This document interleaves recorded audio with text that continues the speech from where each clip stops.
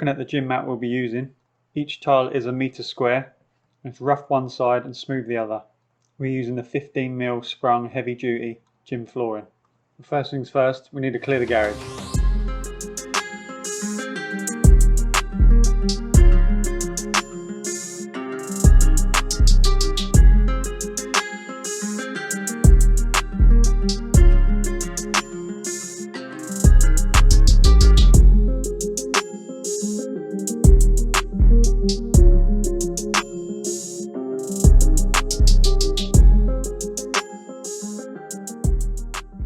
We're going to lay this down with the rough side facing down on the floor and the smooth side facing up. Each metre squared tile was quite heavy. You can tell that once you lay them down and place them next to each other, they're not going to move. 2 tiles was the maximum I could carry in one go. And when we laid the tile down, we could see that it was still really dusty. I started adding water to the dust. To prevent the dust from going airborne, I used a retractable knife with some spare blades. Now my first attempt was to use a tape measure and actually measure what I was cutting round. So I was measuring this brick pillar and then marking it onto the tile. Then I used my straight edge tool so I knew that the lines were straight. Then I started cutting along the lines with a knife, and the first tile fit really well. And what I'm going to look to do is create a brick effect overlapping the next row of tiles, so it has the same pattern as the brick wall, but you could lay each tile next to each other without overlapping them if you'd want to do that option. Here I'm using a metre long metal ruler just to use an edge to press against while I cut a small section off. This is the first time I've ever cut gym flooring before. Make sure to do your research and that you're comfortable with what you're doing.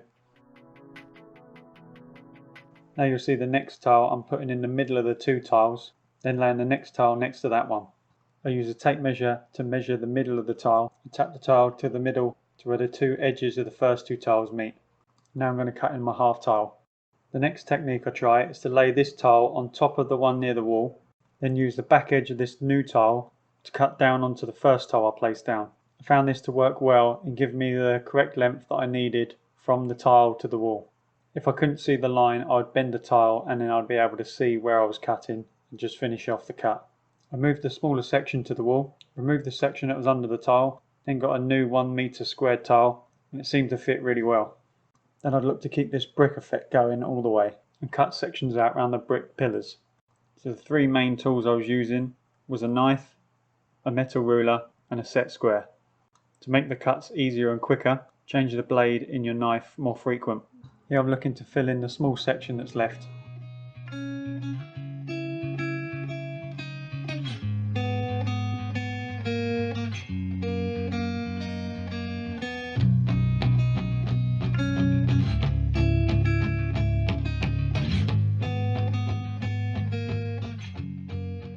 Just resting the tile up to the brick pillar would show me where I needed to cut, in both directions like this.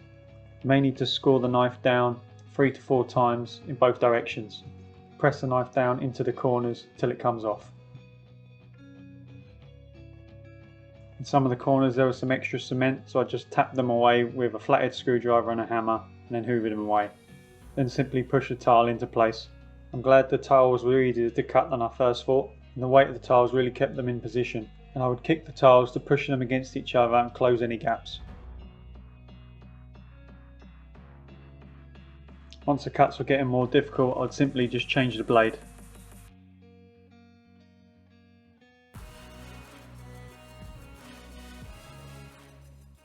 Here I'd use my set square as a straight edge and place the tile next to the pillar to show me the width and the length that I'd need to cut off.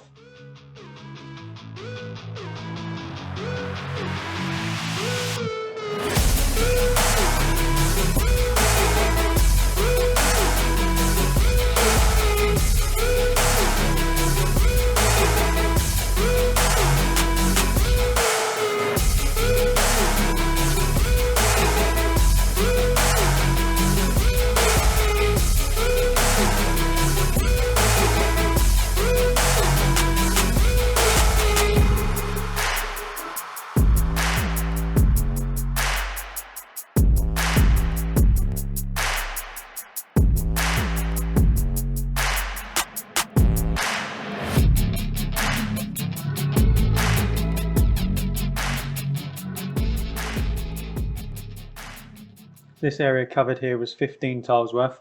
Now we're going to give the gym mat a clean. Then I use a thin rubber mat just to finish up to the garage door. and stop the mat where the drainage starts.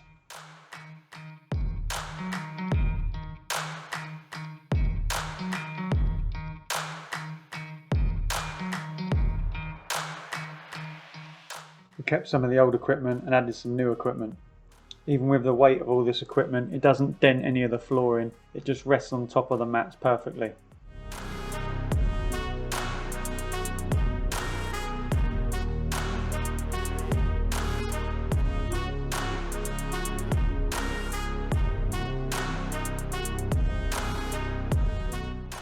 Thanks for watching. We'll leave links and information in the description below.